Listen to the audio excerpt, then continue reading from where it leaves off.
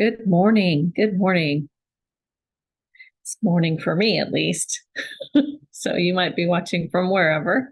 It's Kimberly Borgens here, the queen of the Hive Society, queen of accountability, known for working with my clients and holding them accountable to what it is that they say that they want.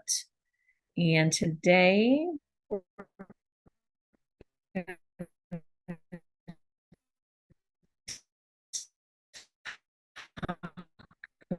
about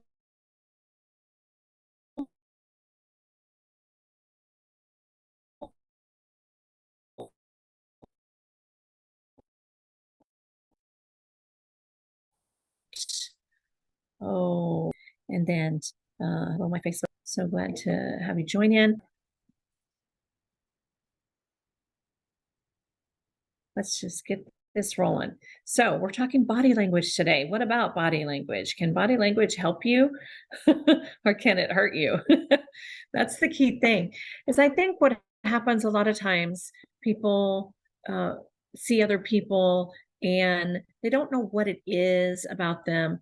In order to do business with people, we know that you have to know, like, and trust that person. So if you know them, then great. If you don't know them, you're getting to know them, right? So how do you build, they might be likable, but how do you build the trust? And sometimes it's around the body language. So I thought I would share a few tips to keep an eye out for yourself on what it is that you're doing out there and letting your body speak for you, even though that's not what you intended to say. So a lot of times I can tell how confident they are by their body language, right? When I go out networking, people will say to me, hey, Kimberly, great to see you. People walk up to me and say, you know what, I saw you from across the room. We haven't met. I'd like to meet you. There's a reason for that.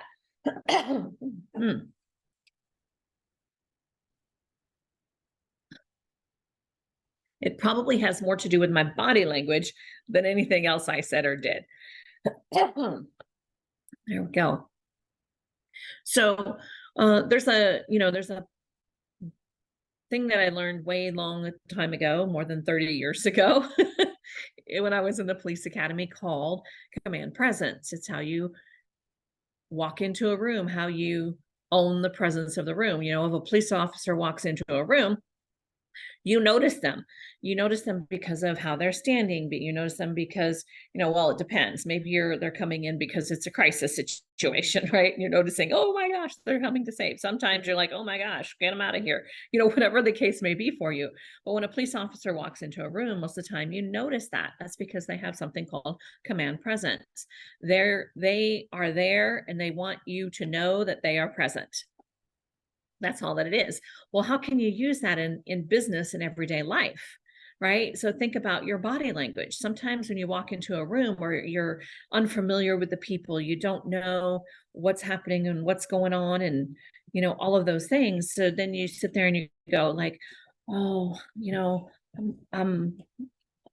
yeah, maybe I shouldn't be here, or, you know, maybe I'll meet one person, maybe, maybe somebody will be nice to me, or maybe somebody will like me, or no, you walk in the room as if you know everybody, whether you know or not. Okay. What you want to make sure that you're doing when you're out visiting with people, when you want to have a great presence. Look, just every now and then, I get it. I too want to be a wallflower. I do. I want to be a wallflower every now and again. And I want to, just not be seen. I get it. I'm an introvert, by nature. So I understand that. At the same time, when I walk into a room and I'm working the room because I'm out, I'm networking, I'm building connections. I'm out there because I know what's important for my businesses. I know it's important to connect in my community, all of those things. I understand that. So I walk into a room and I stand tall, right? And I'm standing tall and I'm walking around. And by the way, I look good. And what I mean by that, if I'm out networking for my business, I want to put my best foot forward. So I'm dressed a certain way, right? I'm dressed as if I want you to trust me in business, right? Because we have to build that trustability, right? So you're walking in, you have your head held high, You have your stance when you're talking to people. You have to make eye contact. You have to look at them and say, I see you, in essence, right? Make contact with people.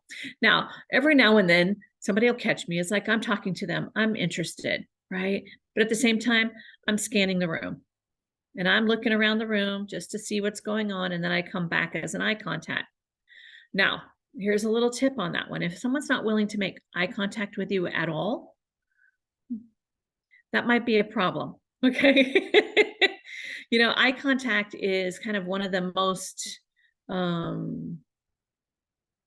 what's the word I'm looking for? One of the most significant ways of seeing if somebody's interested or if they're being truthful or if they're trying to be deceitful, if they're willing to connect with you at an eye contact level. A lot of shy people, they'll look down and they'll be shy and stuff, but then they'll look up and they'll look right into your eyes. That's not being deceitful. I just want to point that out, right? But when somebody is disinterested in you and they're constantly looking around the room and they're not looking at you, and while they're talking, you both are talking, or you're talking to them, or they're talking at you, but they're still looking all around the room, they're not interested. Okay. That's a number one clue. The second thing I would say about this is that, it's not that maybe they're interested, but they're looking for their next person that they're going to try to sell to. If you look at the eye contact with people, it's people who say, oh yeah, you can trust me. Like, oh no, I got what it is that you want. No, you want to buy my product. But they know that they're not connecting to you at a heart level. Their body knows. And so they're looking away. Now, I will say I do that occasionally. And I just want you to be aware, because my industry is security, right? So I'm looking to see, I scan the room, I see what's going on, I come back and I make eye contact, right? So just know it's important. It doesn't mean that you have to hold eye contact the whole time that you're talking to somebody. But what it does mean is that you're paying attention, that somebody's actually connecting to you at an eye level. Okay. So that's a big key, is making sure that you create eye contact with people. So you walk in, you hold your head high, you walk in straight with your back straight, you walk in there as if you are on a mission, right? You're there on purpose. So, keep your hands visible. If your hands are tucked in your pocket, it kind of is like, what are you hiding? Right? Unless, of course, it's cold outside and you're like, oh, I'm just trying to warm up real quick. Once you get going, look, my hands are always visible. They're flying all about. I know some of y'all are too, right? But if you're going to walk the walk, if you're going to talk the talk that you are a good business person and that you are trustworthy, then you need to walk the walk. So show them with your body, because a lot of times our bodies will give away things. Sometimes we'll walk into a room, we feel really confident and we think we're doing really good, and somebody says, hey, are you okay?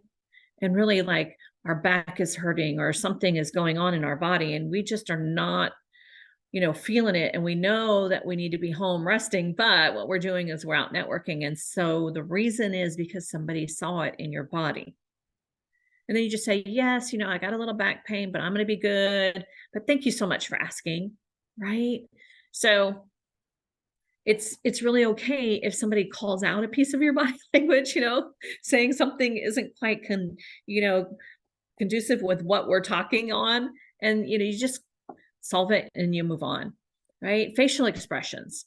There's micro expressions. There was even a TV show on about that a long time ago, but they'll show micro expressions of politicians, for example, who will say something and then the micro expression on their face says something completely different, right? And you're like, oh Lord, did they just say that?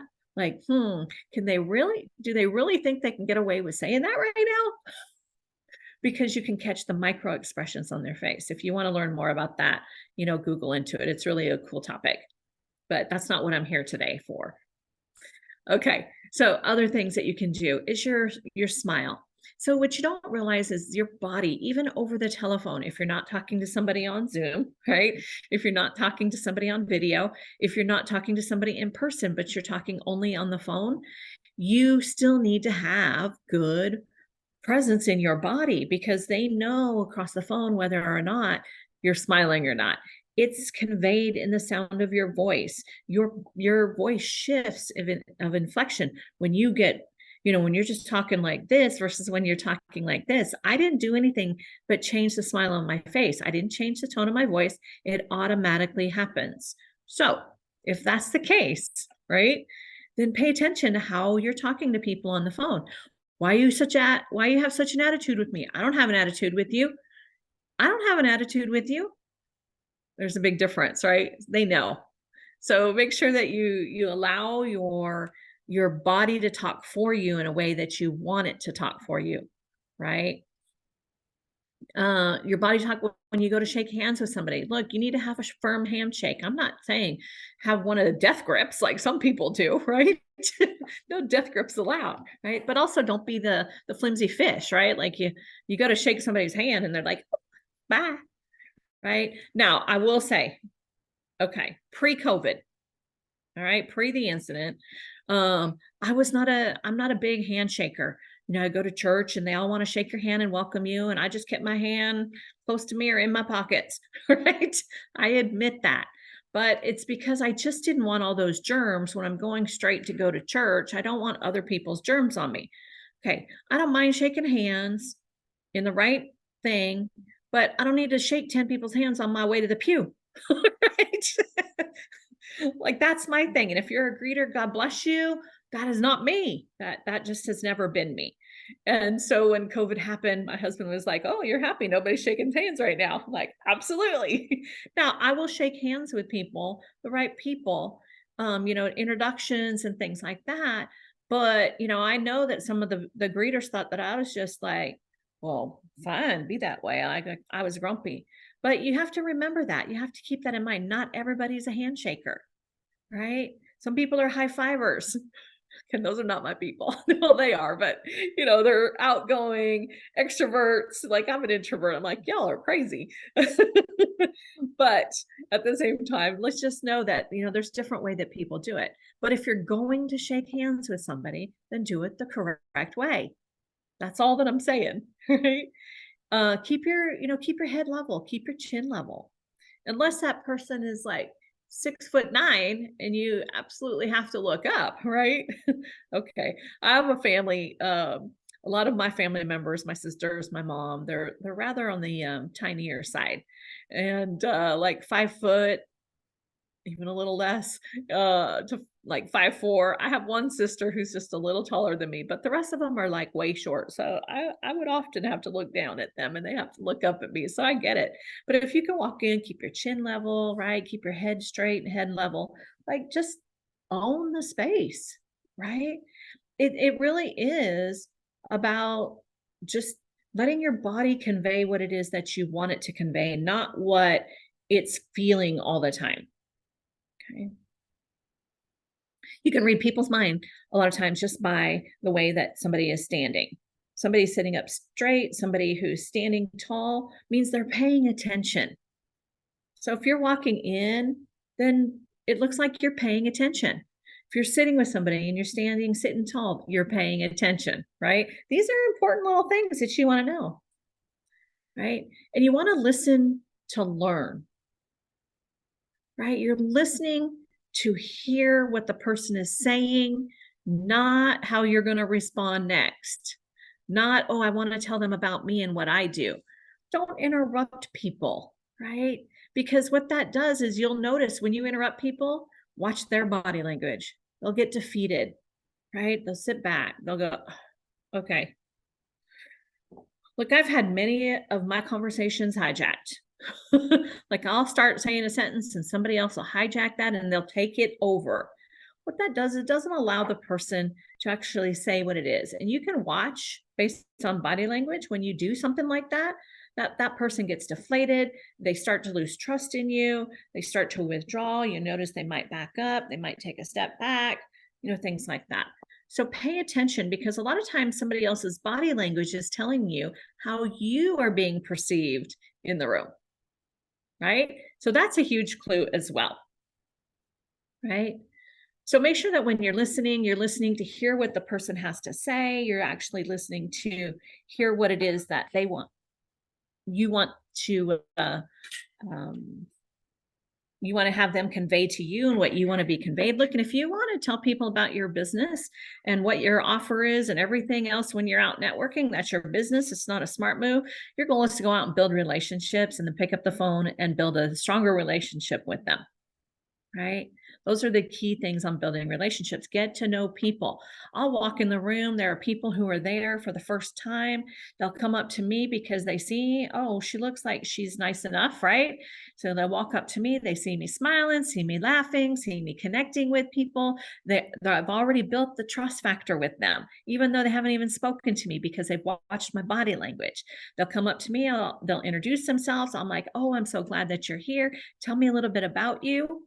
I'll ask them some personal questions. I'm like, oh, you need to meet so and so. Let me take you over and introduce you to them.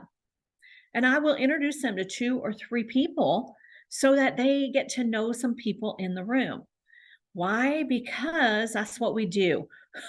We help people along the way, right? I don't want somebody to feel bad because they don't have the right posture yet or because they've never networked and they're a newbie before, in this environment, especially I'm in a male dominant industry. And so a lot of times I'll walk into the room and it's mostly all men, right? And then there's a couple women and, I'll just charge ahead, introduce myself.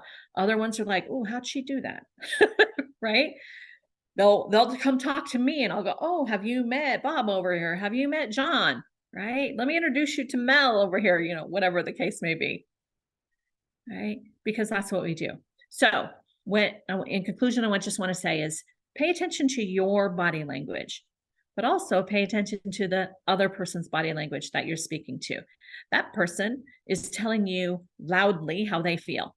And if you can tell that they're kind of like pulling back and withdrawing, and you still want to talk to them and get to know them, either you're asking too personal questions or they've lost trust in you. It's something that you said. Bring them back in.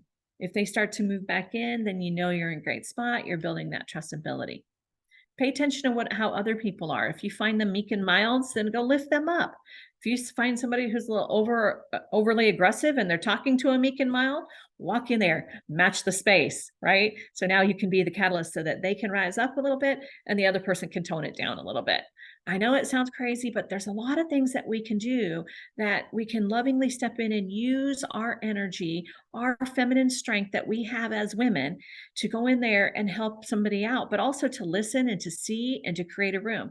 I've been there where I've seen a man who's standing over here, who's just strong, talking to a woman who's here, and she's just kind of not quite as strong. And, you can tell that she's feeling a little less and less and less as she's talking to him. And when I walk in, she starts rising back up. Right? Not because the man did anything wrong. I'm not saying that, I'm not knocking men at all, right? I don't men bash, all right? What I'm saying is sometimes men can just be so dominant with their words and women out networking just starting, like they don't have the confidence just to go, whoa, that's a lot, right? And we go walk up and go, whoa, tell me that again, right? And they say it, and then they just see that somebody else can stand in that same space and therefore they can match that with you. So use your body language in a positive way, a way that is, supporting other people, a way that is supporting you in business, in the way that, noticing what's going on in the room. Pay attention. You can see a lot. There's a whole security side, whole police side. They can read a room, they can see what people are thinking. And the reason that is because they're paying attention to body language and actions and micro expressions. You might not be that skilled at all of those things that they are, but you can, amp up your skills a little bit by paying attention to body language.